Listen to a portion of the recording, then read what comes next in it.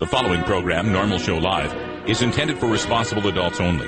We advocate for the repeal of marijuana prohibition for adults. We discuss the science, culture, and controversy about America's marijuana laws. We do not advocate or encourage any illegal activity and advise all listeners to learn their state and federal marijuana laws by visiting norml.org, Norml.org.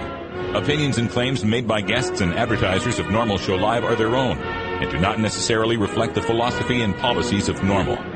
Listener discretion is advised.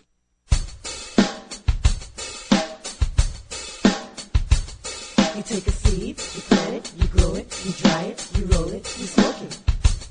You take a seed, you plant it, you grow it, you dry it, you roll it, you smoke it, and it goes down smooth. Hey! Spanning the continent to bring you the truth about cannabis and marijuana law reform.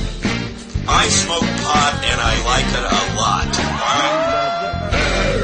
From the promise of legalization. And I think we need to rethink and decriminalize our marijuana laws. To the agony of prohibition.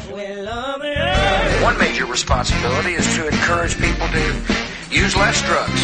The National Organization for the Reform of Marijuana Laws presents Norml Show Live, Marijuana Nation. Now, here's your host, Norml's outreach coordinator, Radical Russ Belville. Good afternoon, tokers and tokettes, and welcome. It is Thursday, September 8th, 2011, and it's got to be 420 somewhere in the world. Thanks for joining us for this next hour. We've got a great show coming up for you and a full studio bringing it to you. Let's start off in the Pirates Cove with the return to Ganja John. What's up, Russ? He's back and better than ever. How you doing? I'm feeling great. How are you? I'm doing good so far because it is opening day for the NFL football season. Got my Packers tie going. You can't see it below the table. Got the Packers Crocs on. I am ready to rock and roll. We're going to have ourselves a good time at the Refectory in Portland, Oregon for the kickoff, the Saints versus the Packers. I'm looking forward to it. Also joining us here in the studio at the end of the table, no longer virtual, it's Cannabis Carrie. She's right over there. Hi, Carrie. Hi. Am I on mic? Yeah, you are. You're on the end mic there. All right. Just point that straight at you. A little closer. There we go. How about that? A There little we bit go. better. I was just going to say those Crocs. Those are badass. Oh, thank you so much. Also in the studio, Wiz Kaliko right beside us, doing some data analysis as usual, and Cannabis Cure UK hanging out in the studio as well. So we got a full studio here. As we get started on today's show, we always begin with the normal news with Cannabis Carrie. So what do we got for headlines today? Well, today I've got a couple of news stories out of Canada, and I've got another news story that I think you're going to like from the border. So All right. You go. Canada stories and border stories. And then I'm going to follow that up with some data because today the National Survey on Drug Use and Health released its 2010 numbers, and Gil Kurlikowski has popped up like I don't know, a Groundhog Day, and proclaimed 6 more years of drug war or something like that. We'll talk about that at the end of the hemp headlines. Also on today's show, it's Groovin' Thursday. We've got John Doe Radio bringing us some music from Wiz Khalifa, Currency, and Rick Ross, a remix of Super High. That should be really cool. On today's show, it's the second Thursday of the month, and on the second and fourth Thursdays, we have a visitor from Law Enforcement Against Prohibition. Today is no different. We've got Nate Bradley, a former Sutter County Deputy Sheriff in California, talking to us from LEAP. And then at the end of the show, Don Skakey from Yep Wah talking about legalization in Washington State. All that and more coming up, so stay tuned. This is Norml Show Live, the voice of the Marijuana Nation.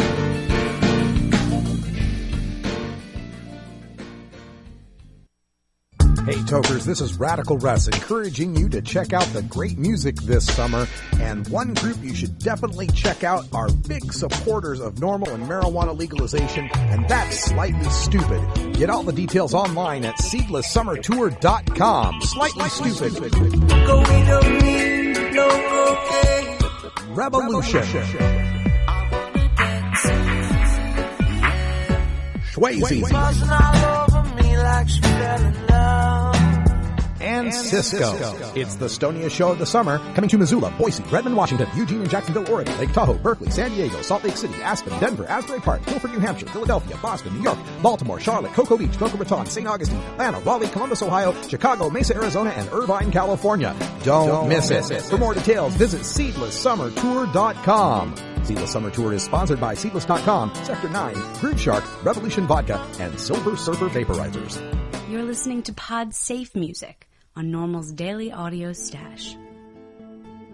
In today's busy world, we're inundated by advertising for all types of pharmaceuticals that come with a laundry list of potential side effects. Shouldn't you have better medical choices? Natural alternatives to pills pushed by Big Pharma? At Alternative Medical Choices, you could choose natural, safe, and effective alternative therapies that are right for your budget without nasty side effects.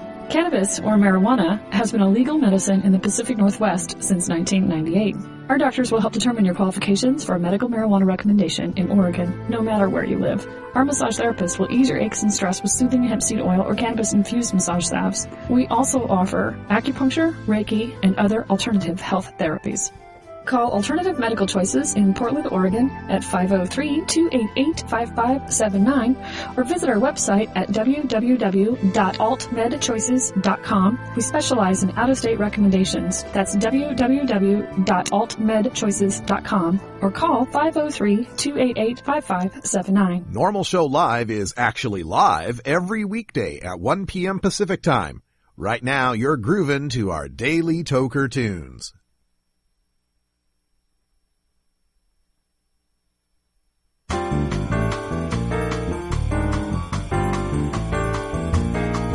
Medical marijuana, industrial hemp, consumer cannabis. It's time for this week's Norml News with Cannabis Carrie. The Royal Canadian Mounted Police are reporting that the BC bud this year is a meager harvest. British Columbia, Canada, is a major producer of some of the finest cannabis in the Northwest and has been for decades. But the police say that a combination of bad weather and better policing has cut into a substantial portion of this year's crop. RCMP Corporal Darren Lagan from Vancouver Island said that the police are finding significantly fewer marijuana growing sites this year than years past. BC's multi-billion-dollar export, according to the police, looks less hardy than the grow sites that they are used to seeing. During the annual campaign to wipe out plants that are grown on the remote Crown Island, they said the plants they found this year were stunted. The RCMP and municipal police in Victoria and Saanich have only destroyed 7,281 plants so far this year, a drop of more than 75% from the 30,072 plants from 2010. He said that not only are the numbers a significant drop, but it's the first time in his career that he has not seen an increase from year to year.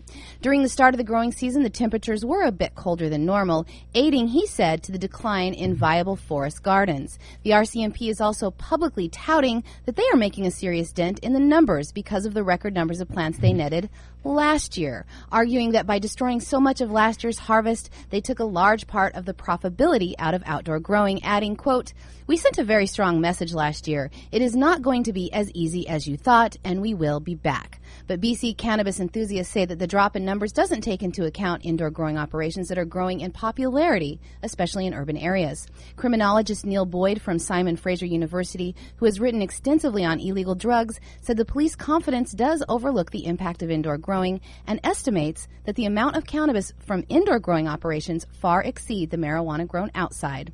He said the consumer is demanding a better product, and indoor grow produces much more potent marijuana. In fact, previously, the RCMP had acknowledged the impact of indoor grows, something that they didn't mention when they released the report of a 75% drop in marijuana due to all their good police work. A 2009 report directly from the RCMP stated, quote, "Indoor production sites are more common due to greater control over the environment, resulting in larger yields and more potency and greater privacy to avoid law enforcement detection." Well, I think you're right on this. It's not a matter of whether or not the outdoor grows are up or down. It's just, like squeezing the balloon. If you try to restrict it outdoor, well, the growing moves indoor. And I've heard a lot of reports of the Canadian growers who formerly would grow indoors in Canada moving south to the United States because of our home crisis, with the crashing of the home prices, that they're able to buy up houses here and grow, right here in America. So, the market just moves, no matter what they do to it, the market just moves. We do not stop consuming BC bud. We just find different places to grow it, different ways to traffic it. And we're just ignoring this entire industry that could be so good for Canada, so good for the United States, by legalizing the recreational use of marijuana and allowing this cottage industry to thrive. I mean, how many growth industries can you point at in North America aside from cannabis? And also from Canada, more great police work. A man who was sentenced for conspiracy to import marijuana more than 30 years ago was finally caught. Ian McDonald faced a Manitoba judge on Wednesday, and the 72-year-old told the judge that he had never been to jail before, and other than the conspiracy charge, he had no other criminal record. McDonald was the focus of a police investigation that stretched into years beginning in the late 70s. He was believed to be a key player in a large marijuana drug smuggling ring. He escaped from custody 5 months after he was arrested and was not heard of for the next 32 years. During that time that he was on the lam, McDonald led a pretty normal life, and he spent most of his time in the U.S. in Florida before he was identified and extradited back to Canada. His daughters in Canada had not seen their father in over 30 years, and they did come to see him in the courtroom for the sentencing. He pleaded guilty for his role in shipping marijuana to Winnipeg, but at his age, the court said he will not be serving any more time in jail due to a joint recommendation made by the defense and the court. For their crimes, McDonald's co-conspirators all served sentences of 7 to 8 years in jail. McDonald was given 2 years less a day of house arrest. The recommendation was accepted partly due to his age, his deteriorating health. He does have a number of medical conditions and has been diagnosed with prostate cancer. His doctors say he has less than 3 years to live. At the end of sentencing on Wednesday, he said that he's grateful to be given the chance to live out the rest of his days close to the family that he lost over the ordeal. He will be allowed to leave the house for 4 hours a day as long as he's accompanied by his wife or children to allow for medical appointments. So they got their guy. Well, yeah, all right. And at least Canada has the good sense here to be compassionate enough not to put the guy in a prison cell for 7 or 8 years, 2 years of house arrest. But really, I mean, the sad part about this is that it's a conspiracy charge, and I just hate these conspiracy charges because in a lot of these cases, and I don't know McDonald's case specifically, but in a lot of these cases, they don't have to find any marijuana. They don't find, any contraband whatsoever. It's merely that they were planning to move this contraband, and it oftentimes involves hearsay evidence, involves confidential informants trying to get a better deal for themselves by ratting someone else out. So I'm always leery when I see these conspiracy charges, and it seems like the guy, didn't have any other sort of criminal life. I mean, other than moving marijuana, over the past 32 years, didn't appear on anyone's radar, didn't cause any problems for anyone in Florida. So, well, at least he's got 2 years house arrest, but let's just legalize this and we don't have to worry about anybody getting busted for it.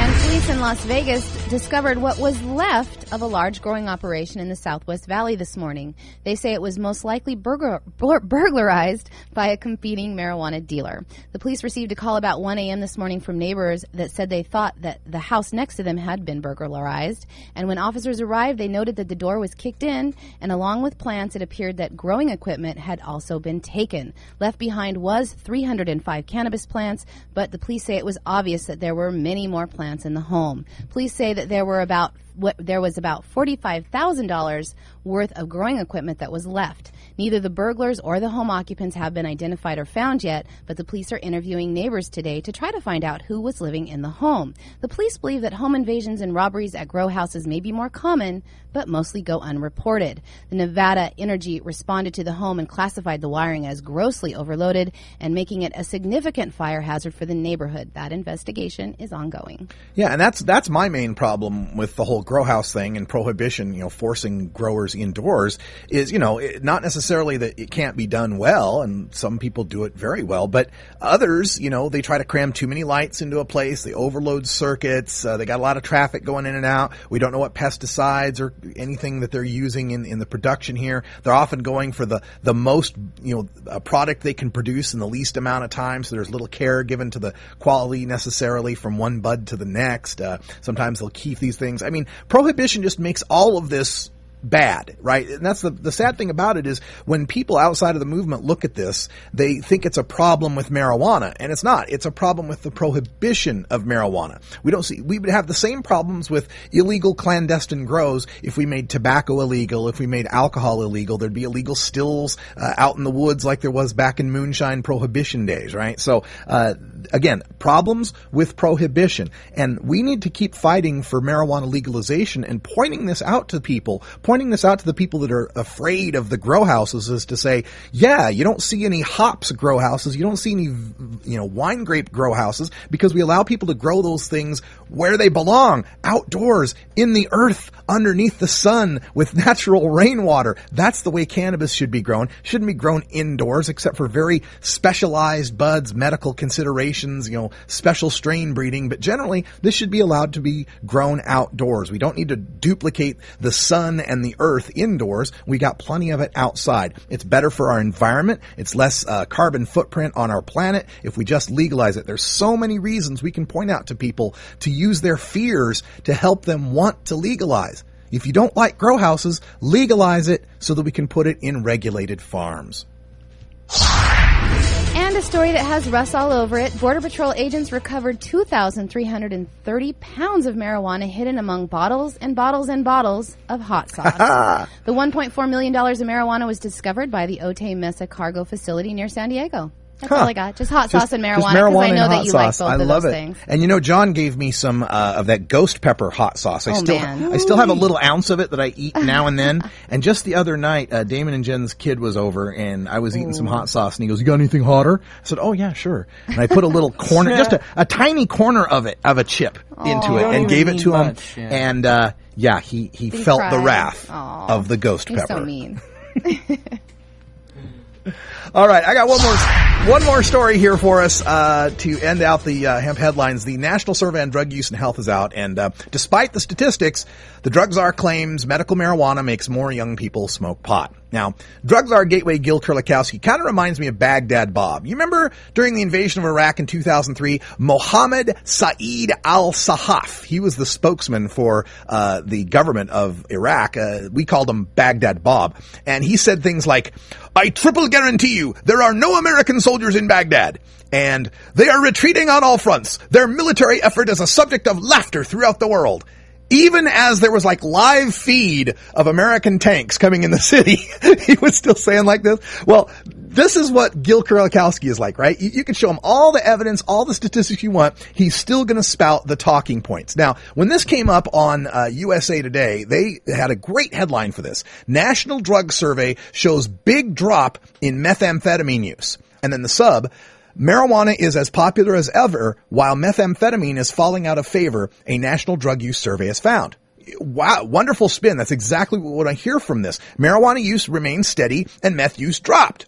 Now, as you look at the report, it tells us that we now number 17.4 million monthly regular tokers. That's people 12 and older who have used cannabis in the past month. This works out to about 6.9% of the population, or about as many monthly tokers as there are Floridians. There's about 18.8 million people in Florida, 17.4 million of us.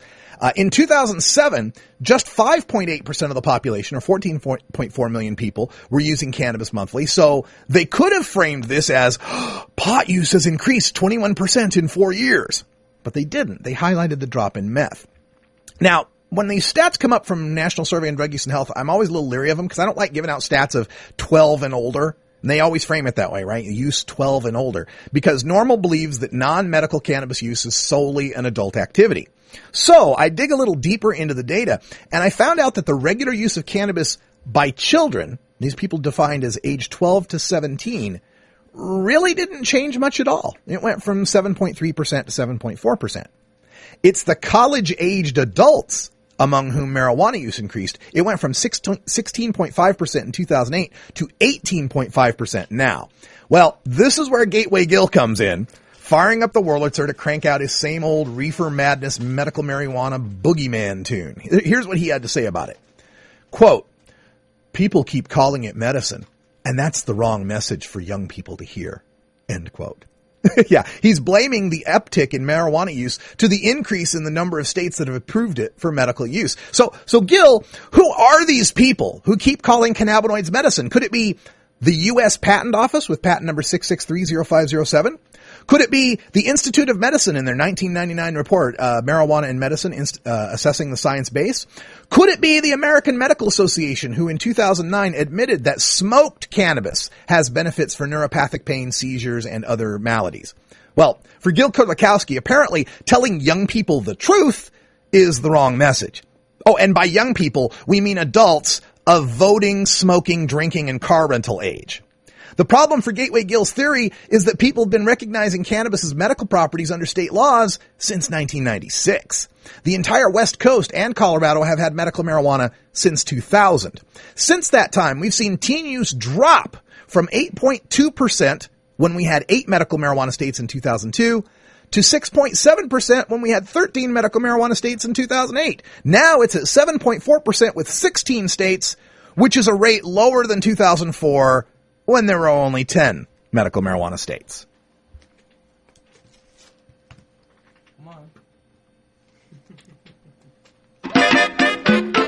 There we go. What do you think about a break, Russ? I think we definitely need a break, and you can check out my post on this at the Stash, stash.norml.org. I got all the graphs, the stats, and the links you need to know Gill is lying to you.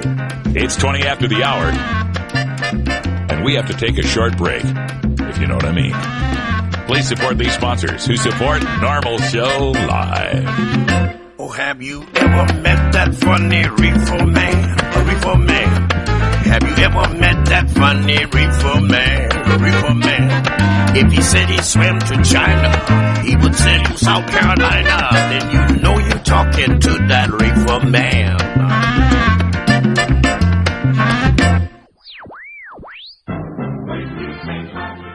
Marijuana and alcohol are the two most popular recreational drugs in America.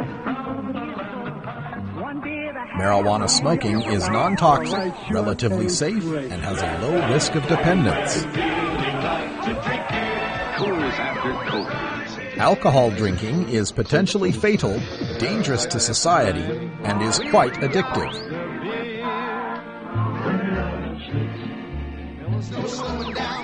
Marijuana is safer, so why are we driving people to drink? That's the question of the new book, Marijuana is Safer, So Why Are We Driving People to Drink? By Paul Armentano, Mason Tvert, and Steve Fox. Visit Amazon.com or ChelseaGreen.com today to order your copy of Marijuana is Safer, or visit MarijuanaIsSafer.com. Hey, this is Sub Cool from Team Green Avenger Seeds, TGAgenetics.com, and you're listening to The Norml Network. The High Times Medical Cannabis Cup is coming to Detroit on October 15th and 16th. That's right. The world's premier medical marijuana competition will be in Motown to celebrate the cannabis economy of the Great Lakes State. It's a 2-day expo at Birch Warehouse Theater, showcasing the movers and shakers of the Michigan medical marijuana industry and the merchandise that makes the machine go. There will be seminars with leaders of the medical marijuana movement, doctors, patients, researchers, growers, dispensary owners, and activists. Plus, High Times own cultivation editors Danny Danko and Nico Escondido will roll into town with the goods on growing great ganja. Be there for an amazing Saturday night VIP party featuring top musical performances and special guests. High Times will award the Medical Cannabis Cup for top indicas, sativas, hybrids, concentrates, and edibles, entered by Michigan's dispensaries and collectives. Come to Birch Warehouse Theater on October 15 and 16. Visit medcancup.com for all the details. Celebrate cannabis in Michigan. Celebrate the resurgence of Detroit. Be part of the growing cannabis community.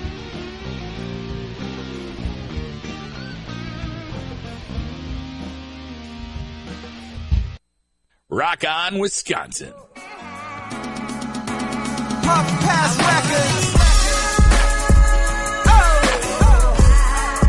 It's time for your daily Toker Tunes, the best in 420 friendly music from all genres that uplifts, entertains, and informs the public. Today we bring you tunes for Groovin' Thursday. Our salute to all the dopest beats and killer rhymes that we find in the best of rap, hip-hop, soul, R&B, and funk. If you'd like to submit your song to be played on Norml Show Live, send it to us at stash@norml.org. Now here's some more great independent marijuana music for today's Daily Toker Tunes.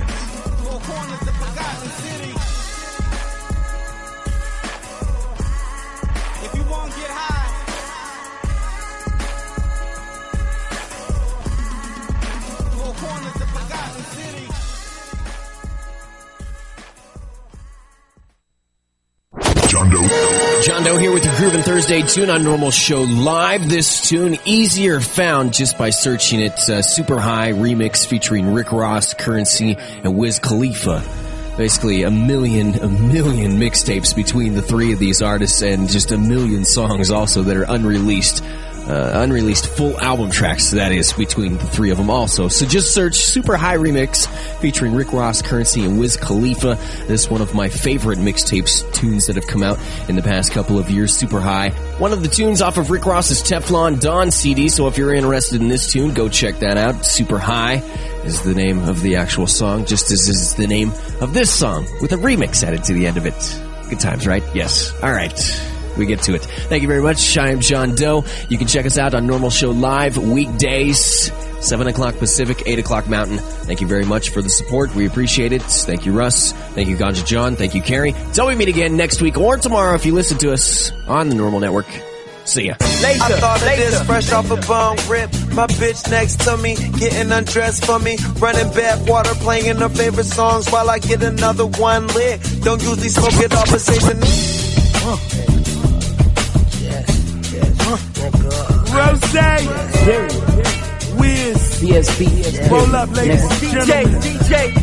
You think you got the vine cause I rolled you a joint? I smoke with all mine, baby girl, what's your point? Don't front, you in the back of a long line. Trying to get in, 'tis only members inside. Trees get twisted up like fingers in gang signs. Purple cushions broke my fall, I fell from a grapevine. Super high from the free throw line. I'm Drexler status, glide, ducking espionage. Many a jealous eyes scrutinize the rise, but the jets in the house like the curtains and the blinds. It hurt to see me shine, that's why they frowning on the time. And they internet videos, digital CB phones. Angry orangutans, I'm arranging my sneakers. I'm the action on the court, you the gum stuck to the bleachers. I think I'm Paul Pierce, I think I'm Rondo. High off that head, man, you dying on that high drum. I thought of this fresh off a bong rip. My bitch next to me, getting undressed for me. I thought of this fresh off a bong rip. My bitch next to me, getting undressed for me. Running bath water, playing her favorite songs while I get another one lit. Don't usually smoke it all, but save the night, you'll take a hit. That's understood. From the smelling about what I paid, you know it's good. Them niggas with me, they from the hood. Now we throw parties in the sky. I'm on the 42nd floor, now that's super high. Champagne, more paper planes than you could fly. Them young niggas fail soon as they try. When the paparazzi flash, I be counting all this cash, plotting $1 million and how to build a mountain out of hash. Come on. I'm getting money, no Illuminati. My pain never went in vain, it's all over my body. I'm getting money, no Illuminati. My pain never went in vain, it's all over my body. Get the spliff in my Mr. Bugatti. Kick it with my little homies, I'm Mr. Miyagi. I gotta buy my niggas each a pound. Tweaking up our sneaker style, passing reef around. Spitting only lethal rounds, speakers beating down. Not talking munchies when I say my niggas eating now. Promoter gave me 40 dollars, I think we even now. Pina colada, paper smoke, the garden of Eden now. Taylor gang is what we bleed about. Jet setters in places you only read about. You want a copy of that song for your iPod? Check out the Daily Toker Tunes at the Stash blog by surfing to stash.norml.org and choosing Media and then Toker Tunes from the main menu. Ever wonder how often to change your bong water? The most effective method for baking pot brownies? The best destinations for a ganja getaway? How to hide herb in your car? Whether to grow your own? How precisely to legalize it? Or how something as wonderful as marijuana ever got to be illegal in the first place? Finally, you can find all these answers and much more in the official High Times Pot Smoker's Handbook, featuring 420 things to do when you're stoned. Since 1974, High Times magazine has covered marijuana in all its aspects and wonders, from cultivation to legalization to the herb's enduring and exalted place in popular culture.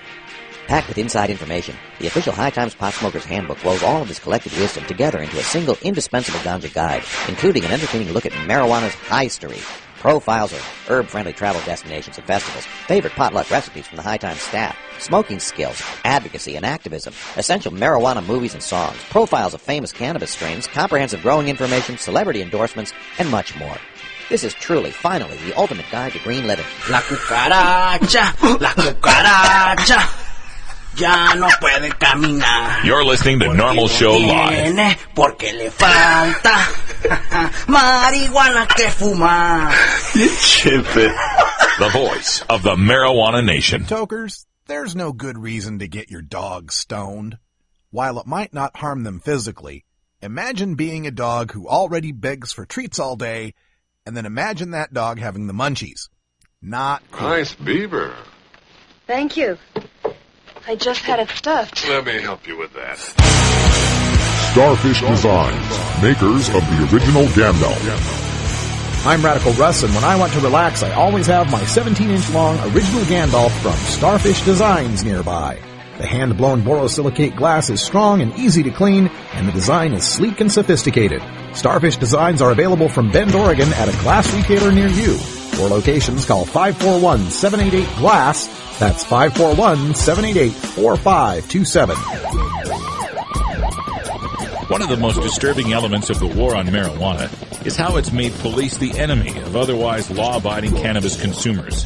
Fortunately, one group of police officers knows firsthand the futility of the drug war and reaches out to the community and to current law enforcement to end our war on drugs through legalization. It's time now to speak to one such officer in our continuing look at law enforcement against prohibition. All right, welcome back. And joining us by telephone here is Nate Bradley, a former Sutter County Deputy Sheriff in California. Nate, welcome back to the show. How's it going? Oh, it's going very well. I hope things are well for you down there in California. They are excellent. All right. So, we've had you on the show before talking about law enforcement against prohibition. And, it's one of my favorite groups just because I believe you bring so much gravitas to the issue. You know, we can say that you've been there on the front lines of the drug war. So as you go around speaking to the different groups that you speak to, what's the number one concern people bring to you about their fear of legalization? Usually what it is heroin being sold in grocery stores. I mean, that's the root issue. I mean, whether they actually realize it or not, you know. So I always address right off the bat that, you know, even though this is what we say, nothing we say or do or a regulation we'll put in place will involve heroin being sold in your common grocery store. And that usually, you know, that basically melts the ice. Well, that's a good way to start it off, you know, address their worst fears here. Exactly. This is your worst fear. This is not what we want. You know, another fear that a lot of people have out there is the what about the children fear. We just told in the news of the latest national survey on drug use and health showing that, you know, while use among teenagers really hasn't changed much over the past year, the drug czar wants to say, oh, it's all about medical marijuana. See, you tell the kids it's medical and they all want to smoke pot. So with that fear out there, with people thinking, you know, some people thinking that medical marijuana is going to lead to more pot smoking, even though it doesn't. How do we address the fear that if we legalize altogether, that the kids won't all turn out to be stoners? Well, the problem is I mean, with that is people need to understand is that their root belief is just wrong. And right now, when they make that argument, their root belief is that somehow keeping it illegal is keeping it out of kids' hands. Mm-hmm. And that's the first thing you got to address. And when we make a product illegal, we're not actually getting rid of it and taking it out of our streets. We're just changing the market it's sold in. It's going from a regulated market where we can have say over it to an unregulated market where it's just sold out of backpacks in schools. So you can ask any parent and say, you know, what option do you want? The option where we're now, where there's marijuana being sold to your kid at school out of backpacks, and they're also being offered meth and drugs like ecstasy at the same time, or can we put a system in place where we have controls over that, where we can say you can sell it between 9 a.m. and noon or 9 a.m. and midnight, and because in the situation with alcohol where we have those kinds of rules, we don't have the black market still. You know, we don't have kids with backpacks full of alcohol in our schools being pushed there by the evil alcohol guys. Yeah. Well, one response that I heard from this relatively recently kind of caught me off guard was someone saying, yeah, but you're phrasing it as if it's an either or thing, as if either the kids will be selling it out of backpacks or it'll come from the stores. What if we get both? If we put it in stores where adults can get it, now adults have easier access and kids get that access like, you know, kids get some homeless guy to buy them beer at the 7-Eleven and they continue to sell out of their backpacks. Do you have a good response for that? Oh, yeah, well, I mean, the issue is right now when you catch that kid selling out of his backpack, I had a kid come up to me after I got done speaking in the Bay area. He told me, as a kid, I actually a couple times we had a clerk at the local alcohol store who would sell his booze, and we would bring it to the local high school to all the games. Well, what happened was he got caught. They narked out the clerk and within a week the clerk lost, or it wasn't the clerk, it was the owner of the store. Within a week, the owner of the store lost his license to sell alcohol. We don't have that benefit with people who sell pot right now. We've got no way of tracking them down. I lived in a town where we sold alcohol, and if kids got it, and we had an issue with alcohol getting out there, we could usually find within a matter of a week which store it was in town. I worked in a town of 5,000 people. We had four stores authorized to sell alcohol. We could find within a week who was selling alcohol to the kids and get it closed down. We were never able to find out where our streams of pot were coming in from. Yeah, and it does lead to an underground economy that we've talked about many times amongst high school age kids and college age kids, where a lot of them are choosing to deal weed rather than the limited job selections that are out there. So what do we do here if when we finally re-legalize cannabis? A lot of these young weed dealers will be out of a job. What are we going to do to get them a job at this point? Get them a job. Job applications. Get them job applications. What we will do. Yeah. We'll hand them and say, hey, going down the street, all those skills you've been learning in your back room. Put them to use now. Do you worry though that the young person who might have been a weed dealer when weed is legal would then turn to dealing something harder? The problem is with that is that you have to get them hooked. You have to have them hooked in the very first place. You have to have them coming.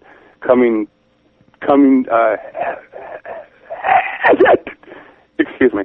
You got to have them coming to you on a regular basis. Right. And if they're not already coming to you for your pot, you're going to have a harder time getting them to use meth. Because typically what drug dealers do is they say they're out of pot. Why don't you? And then they offer them meth. Gotcha. Or offer them heroin. So that's something they try. By putting marijuana in stores, either by itself or with alcohol, we're actually kind of taking that option away. They can try and sell it all they like, but it's going to be a lot harder to get new clients. We're speaking with Nate Bradley, a speaker for Law Enforcement Against Prohibition and a former Sutter County deputy sheriff. And one of the contentious things about legalization proposals that comes up from time to time is the age limit. Should it be 18? Should it be 21? From a public health standpoint, do you have an opinion one way or the other? Yeah, 18. Yeah? 21 was one of the worst things we did for booze. People don't realize that there's an actual organized effort from the deans of most of our national schools and universities to get the age limit dropped back down to 18 for alcohol. It'll never actually happen, but there's a reason for that. It's because when the alcohol drinking is controlled, you see less deaths. And that's just a fact, Once kids hit 21, the booze drops because they can go there, and it's no longer a big deal. All right, so you'd be advocating not just a reduction in. Well, I'm not advocating to drop alcohol. I'm sorry. I'm just saying there are people that have that argument out there. I think I'm not saying to do that. I'm just saying, but the argument stands that the more we have, the more we can say who gets it. It's basically better for us as moms and dads. Is when we can control where it goes, and the harder it is, the harder it is to I guess I don't know. The harder it is to get it's harder to get control if it's going to be sold to people over 21. Yeah. Well, another concern that gets brought up in these legalization debates by our opponents is the fear of stoned drivers out on the road. And there's a lot of proposals like to come up with a per se standard. In your history, as a deputy sheriff, how much of a problem was stoned driving, and do you have the tools already to deal with it?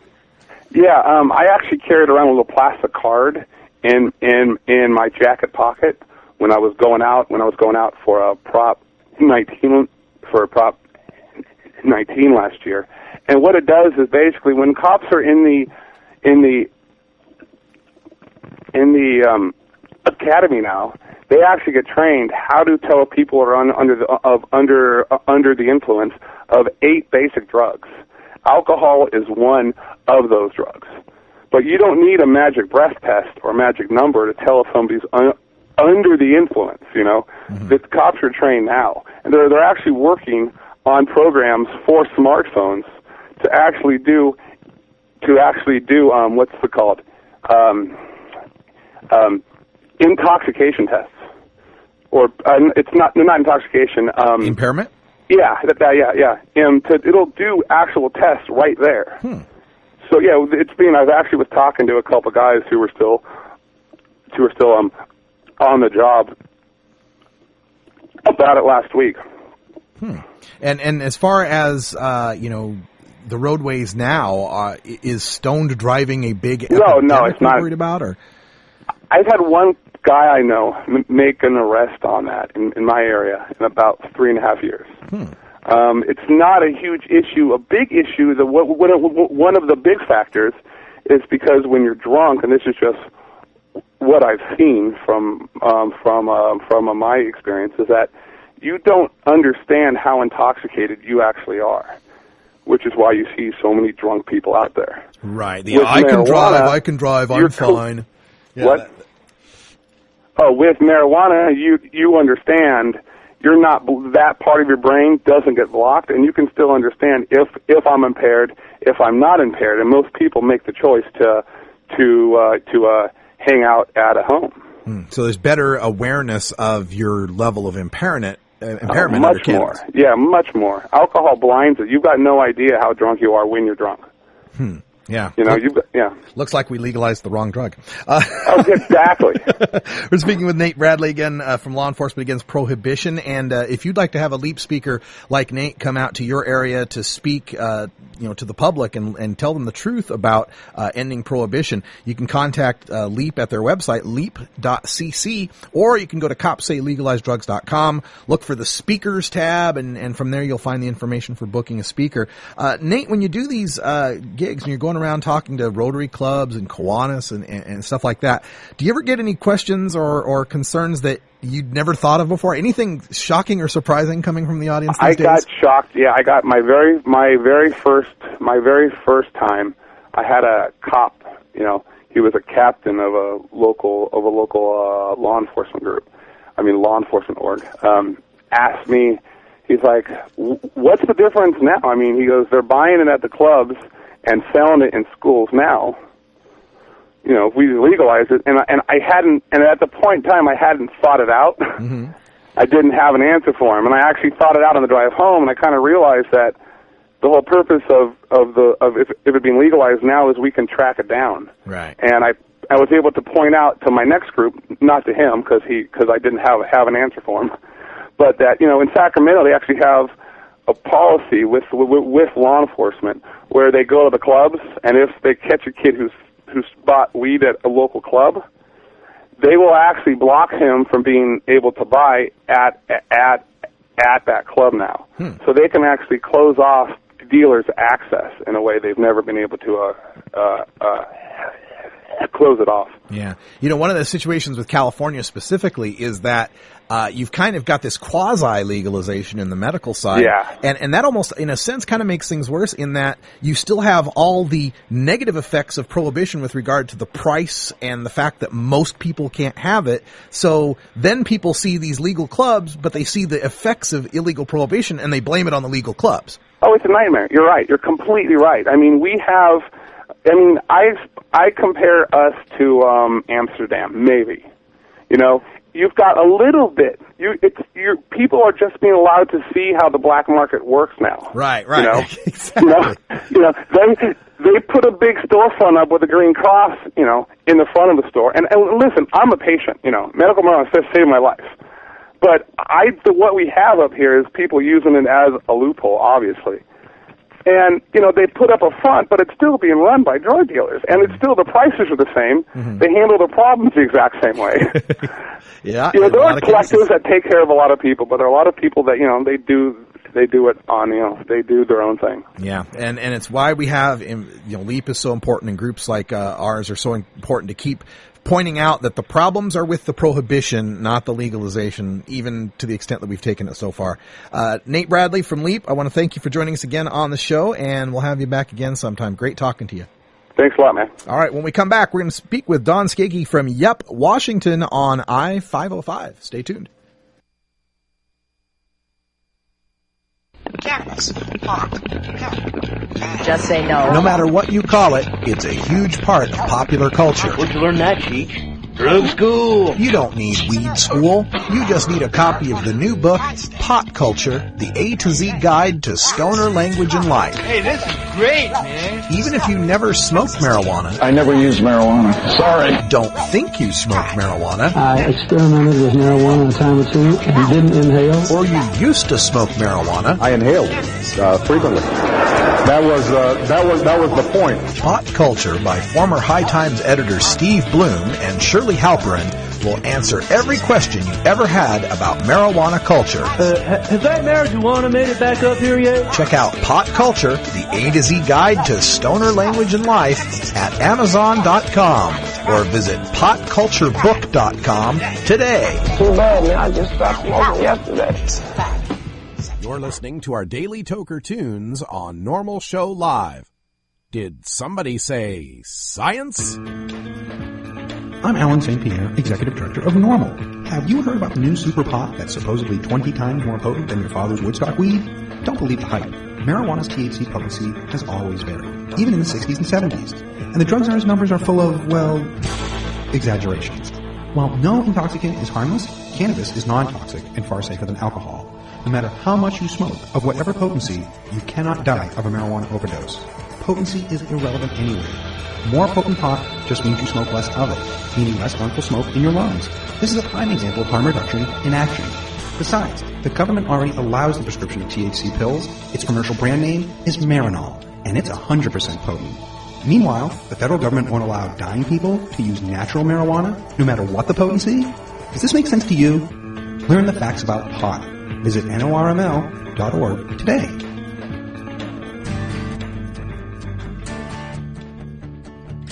Norml, unlike any other marijuana or drug law reform organization, is built from the ground up by grassroots activists who are peaceably assembling to petition our government for a redress of our grievances, specifically regarding our inalienable right to the pursuit of happiness through the use of cannabis for medical, social, and personal reasons.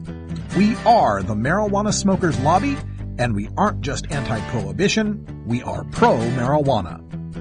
Every Monday, we take some time to talk to the citizens in local Norml chapters across the country and around the world, as well as others who are working to make a difference in the fight to end adult marijuana prohibition in this segment we call Grassroots Activism.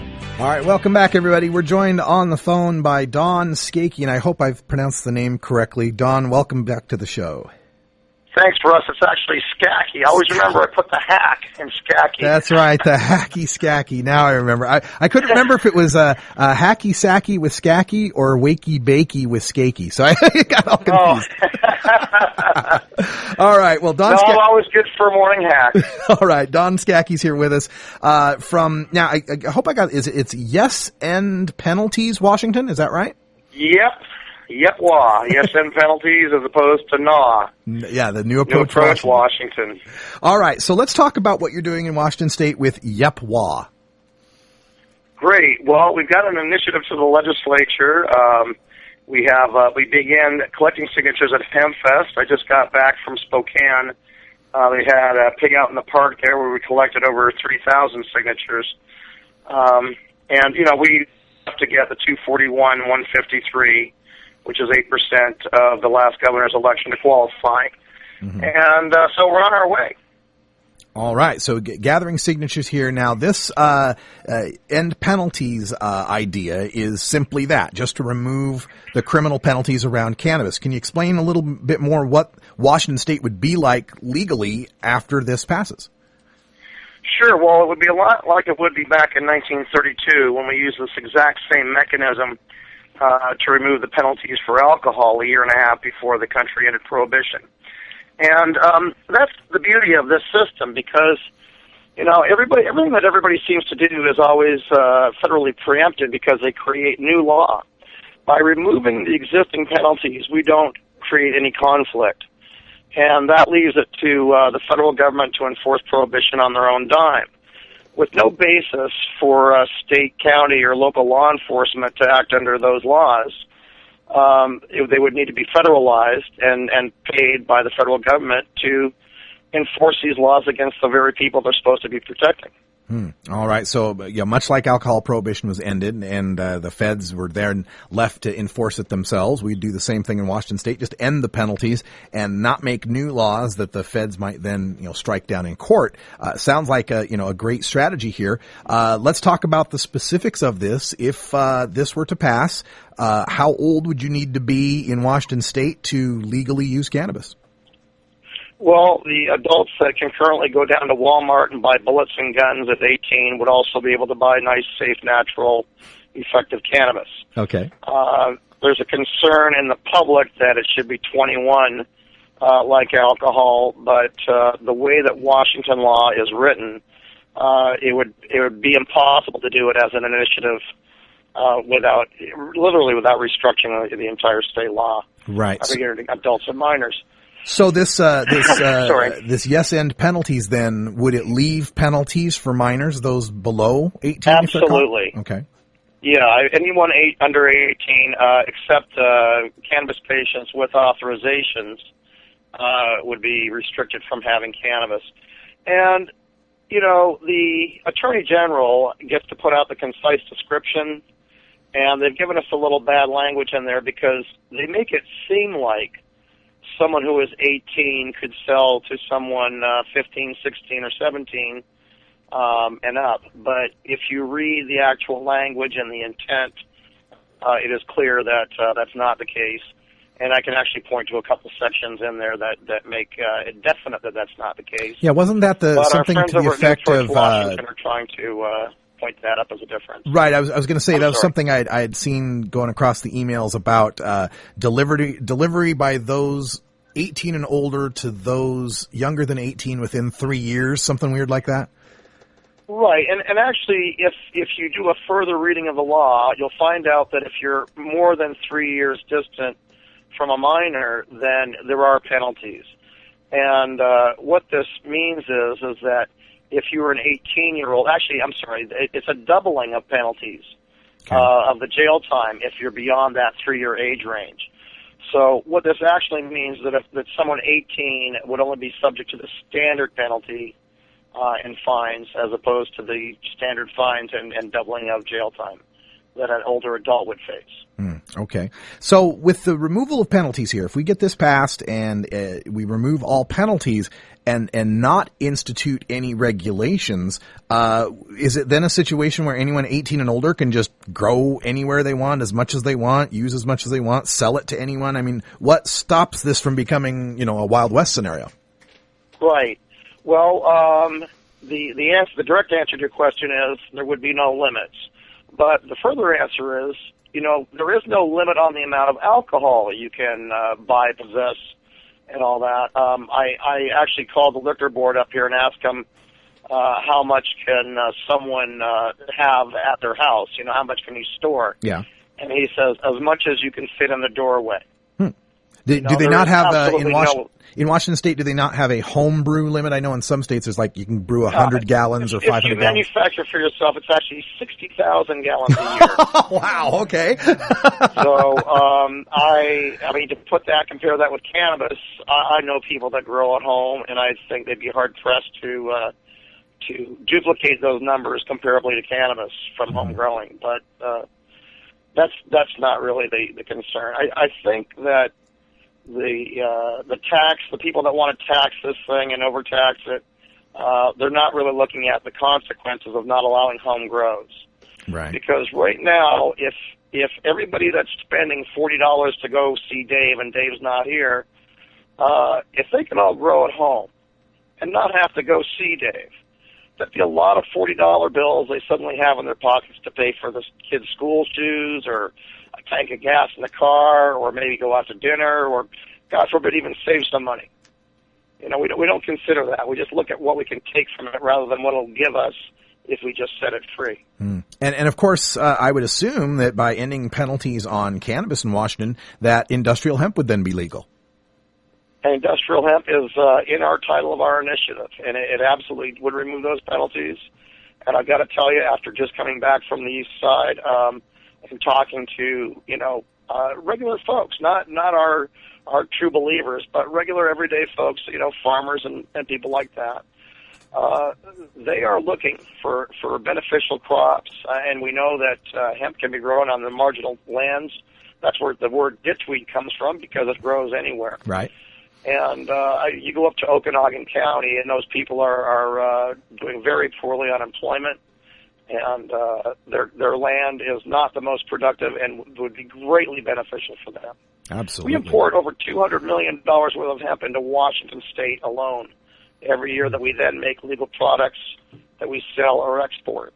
And that's that's just the product. I mean, when you consider what that would do for Washington's farmers and, the facilities that would be needed to process the hemp and the local jobs in processing that hemp, it would be a great boon to our country and our state. Absolutely agreed. And, Don, I want to make sure that we get the contact information and website info out there and, so people can look up the text of the initiatives and find out for themselves and volunteer and help and donate if they want to. So let me give you a chance to do that.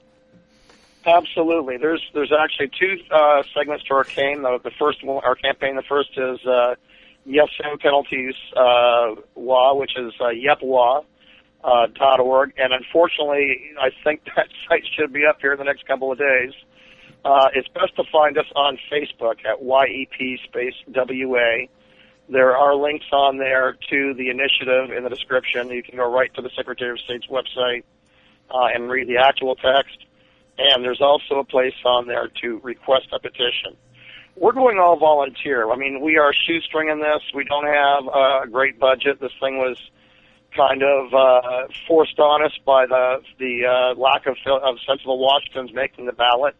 And with New Approach Washington's coming out with their 5 nanogram limit and 1 ounce personal purchase with no home grow. It just... We couldn't let it go until the next Citizens Initiative without it being answered. So we're hoping that everybody that was going to spend gas to go to a meeting or, to do all that will request a petition and download it and print it out. We're looking for 1,000 people to get 300 signatures each, which is that's about a 15-hour commitment. And with that amount of people, we will get on the ballot, and then we'll have to really come together and get our advertising dollars put out. The second half of that is Grassroots Washington. That's an umbrella organization that people can actually donate to. If you don't have time to collect signatures, but you want to empower and enable others to, that would be a place where you can donate funds and encourage people to collect signatures for those funds. All right. So check out YEPWA, YEPWA, on Facebook or yepwa.org for more information. It's going to be interesting reporting over the next 18 months or so. In Washington State, we've got a yep and a nah. Who thinks these things Yep, up? white hat and black hat. And I'll be down in Portland tomorrow, Russ, and hope to see you there. All right, see you at the Portland Hempstock. Thanks for joining us, Don Skaki here from Yupwa. Appreciate it. Hey, folks, that's all the time we got. Right. So for Cannabis Carrie, Wiz Kaliko, Ganja John, and Cannabis Cure UK, I'm Radical Russ. That's all we got for the podcast. Stay tuned for Hour 2. Our live Toker Talk Radio is next at 971-533-7111. For those of you listening on the podcast or replay, thanks for joining us. We'll have another live show tomorrow with more news and interviews you can use for the cannabis community. And until next time, take care of each other, Tokers.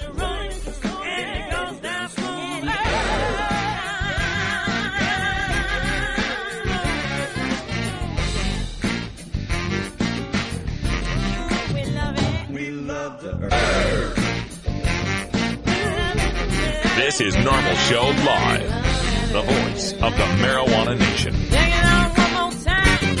You take a seed, you plant it, you grow it, you dry it, you roll it, you smoke it. You take a seed, you plant it, you grow it, you dry it, you roll it, you smoke it. You take a seed, you plant it, you grow it, you dry it, you roll it, you smoke it, and it goes down smooth.